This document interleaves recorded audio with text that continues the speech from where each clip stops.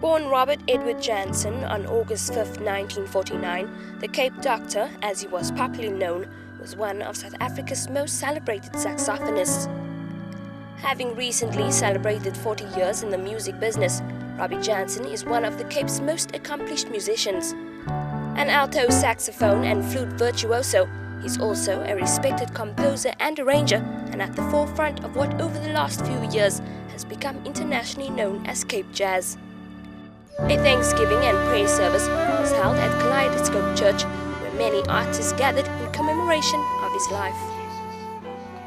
We lift up our voices, we lift up our hands, we bless you, we praise you, Lord. Hallelujah. Hallelujah. Hallelujah.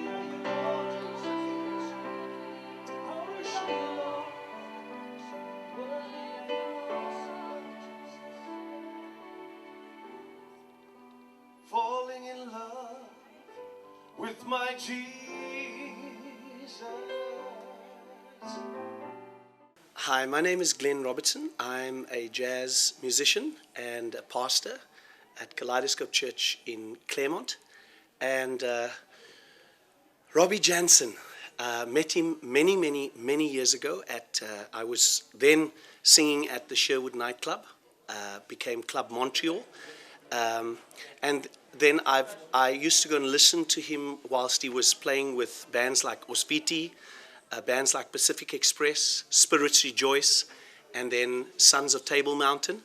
But more recently, I met Robbie when he became a Christian, and he started attending our church and fellowshipping with us. And I've had many opportunities to play alongside him, and also to work on the Songs Worth Singing project, which he was a key and instrumental part of.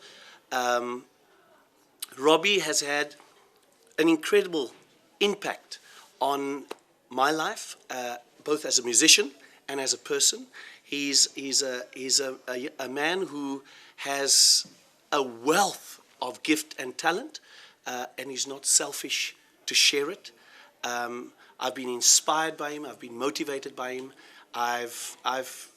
He's been a tremendous figure in my life, and Cape Town will sadly miss Robbie Jansen. Yeah?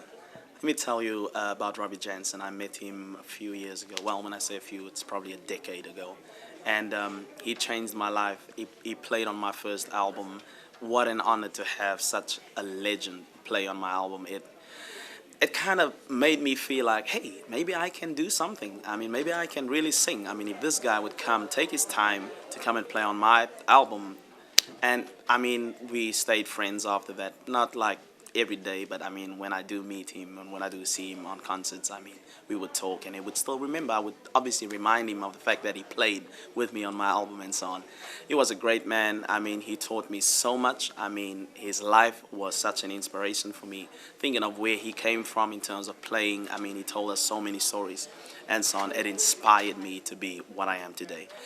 I just pray that the legacy of Robbie Jansen would never, ever end. I pray that it will continue, and through my life that I will do my part in making sure that the legacy of Robbie Jansen would never end. I'm Jonathan Rubain. Hi, I'm Allou. Basically myself and this young man next to me, Jonathan Rubain, a bass player, to learn him in the band. We come from the Robbie Jansen school, you know. It's all about music, and not just music, life.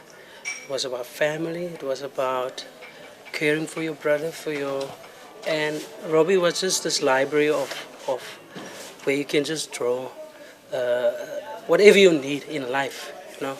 So I think in music, you know, when he plays with us, is, you know, the man, he can really play in different types of styles, you know. And for me, it was just a school learning. With Robbie, like Allou said, it was a well of experience and the music that he had inside of him, you know. It was just too much, you know. Robbie could play anything, like any genre of music, and he would master it, you know.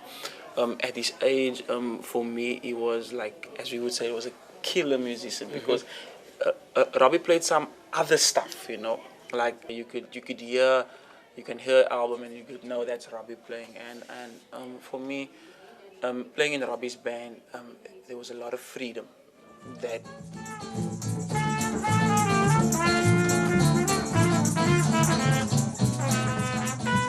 Hi!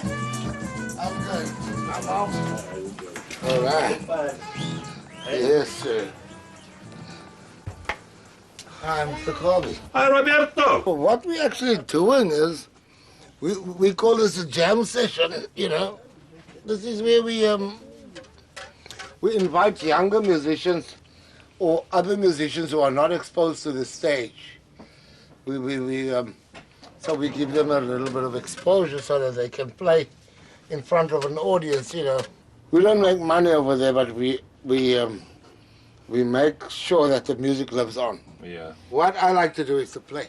Yeah. It's a little different to working. I mean, I am a working musician if I have the jobs. Yeah. But the jobs aren't always available, you know. Yeah. You know, even when I was playing music already, Yeah. and Abdullah Ibrahim, he was then known as Dollar Brad, Yes. was a famous man. I never ever thought I would play with that man because it was like something like untouchable. Right. And you know who introduced me to Abdullah was Basil Manenberg. Okay. Yeah. You got a visitor there. Hello, hello. Hello, hello. Hey, how are you, man? How are you, my brother? Nice to see you, man. Hi there. Well, you're just in time to meet Mr. Colby. Yeah. That's Allou April. Hello, You hello. know how he got his name? Hello. Hello. No, April. Oh, April. Where they used to sell slaves. Oh, I see. His ancestor was sold in the month of April.